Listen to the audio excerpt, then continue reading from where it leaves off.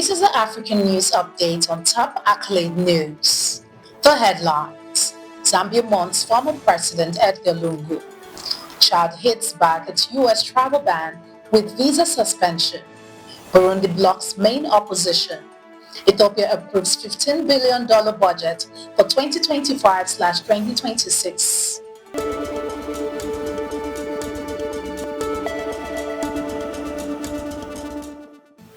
We start with the focus in politics. Zambia Mourns former President Edgar Lungu. Zambia is in mourning following the sudden death of former President Edgar Lungu, who passed away at the age of 68 after collapsing during a mourning exercise at his home in Lusaka. He was pronounced dead at Mena Soko Military Hospital. Lungu, who led the nation from 2015 to 2021, oversaw major infrastructure development but also faced criticism over rising national debt. After losing the 2021 election to current President Hakainde Hichilema, he largely stepped back from public life before recently re-emerging as an opposition figure. President Hichilema has called this passing a tragic loss, and tributes are pouring in from across Zambia and the African continent. The government has declared a period of national mourning, with funeral details yet to be announced. Still in politics, Chad hits back at U.S. travel ban with visa suspension. Chad has announced the suspension of all visa service for U.S. citizens in a reciprocal move after learning it is among the 12 countries affected by a new U.S. travel ban set to take effect on June 9. President Mahamat Idris Deby Itno called the ban unjust and damaging to Chad's dignity, expressing outrage at the U.S. government's rationale linking Chad to terrorism concerns. The travel order signed by President Donald Trump affects several African and Muslim majority nations and restricts certain visas for others. While some countries like Somalia pledged cooperation, others, including Chad and Eritrea, voiced strong opposition. The African Union has urged Washington to reconsider. The move, reviving a controversial policy first introduced in 2017, is already facing backlash and potential legal challenges. Moving on in politics, Burundi blocks main opposition. In Burundi, the ruling CNDD-FDD party faced little competition in the latest parliamentary elections after the main opposition party, the National Freedom Council, was banned from participating. The CNL was suspended in 2023 over alleged procedural violation and later underwent a leadership purge widely seen as a government-engineered. Former party leader Agathon Rwasa and his allies were prevented from joining other opposition groups or running independently. Analysts said the CNDD-FDD is tightening its grip on power amid an escalating socio-economic crisis, with inflation soaring about 40% and public frustration on the rise. Despite international concerns, the vote is expected to reinforce one-party dominance in a politically restricted nation. Shifting focus to economy, Ethiopia approves $15 billion budget for 2025/2026. Ethiopia's cabinet has approved a record 2 trillion birr budget, approximately $15 billion, for the 2025/2026 fiscal year starting in July, marking a 31% increase from the previous year. The announcement comes as the country pushes forward with sweeping economic reforms under a 4-year IMF deal, including currency flotation and debt restructuring. The budget now awaits parliamentary approval, prioritizes national security, boosting productivity and aiding disaster-affected communities. This follows Ethiopia's recent staff-level agreement with the IMF on a $3.4 billion loan program aimed at stabilizing its economy amid ongoing fiscal challenges. You're watching the African News Update on Top Accolade News. Do stay with us. Still to come.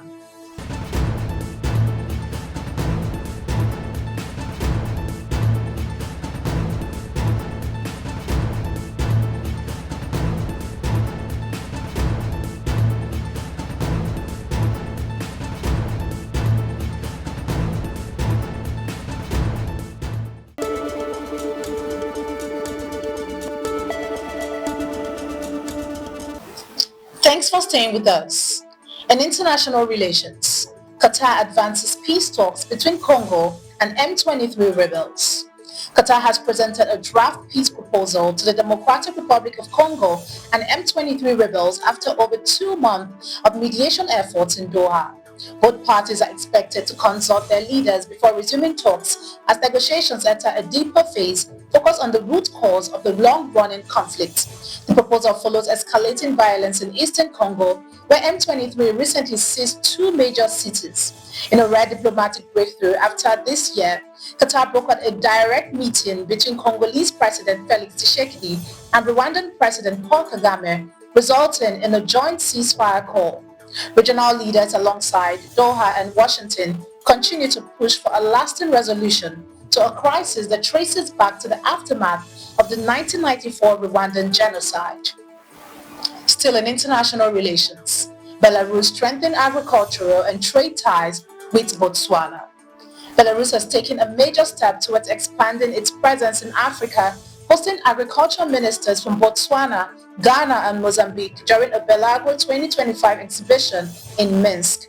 The foreign minister held high-level talks aimed at boosting cooperation in agriculture, education, trade and infrastructure. Key agreements were reached, including bilateral memorandums with Botswana and Mozambique, focusing on mechanization, technology transfer, and youth training. Ghana and Belarus also launched a joint project to supply agricultural equipment and set up service centers. The visit marks a significant advancement in President Lukashenko's strategy to deepen ties with Africa, inspired by Zimbabwe's success through similar cooperation. Moving to entertainment, Ghana Dance Festival boss slams marginalization of dancers. Robert Clark, CEO of Dance Terror and organizer of the Ghana Dance Festival, is calling on event organizers, musicians and the broader creative industry to give dancers the respect and fair compensation they deserve. Clark expressed concern over the long-standing marginalization of dancers, who he says play a critical role in cultural expression and the success of music, yet remain underappreciated. He highlighted the lack of media coverage, funding and platform dedicated to dance, urging journalists and broadcasters to spotlight the rich dance heritage of Ghana beyond mere competition. Clark's passionate plea aimed to shift the narrative and elevate dancers as central figures in the creative ecosystem. Now in sports, Lesotho edged Malawi in COSAFA Cup opener. Lesotho kicked off the COSAFA Cup 2025 campaign in style with a 1-0 win over Malawi in a tightly contested Group D opener. The breakthrough came just 7 minutes from time. A brief VAR review confirmed the goal, igniting celebrations on the Lesotho bench. The win gives Lesotho a 3-2 lead in the all-time head-to-head against Malawi. Attention now turns to Friday's Group D clash between Zambia and Comoros, with the 7-time champions looking to bounce back after a disappointing 2024, where Comoros stunned them 1-0 in the group stage. That concludes our African news updates for today. Stay tuned for more African news and development. Thanks for joining us. I am Ojorume Okocha. Connect and engage with us on all our social media handles. Do have a wonderful day.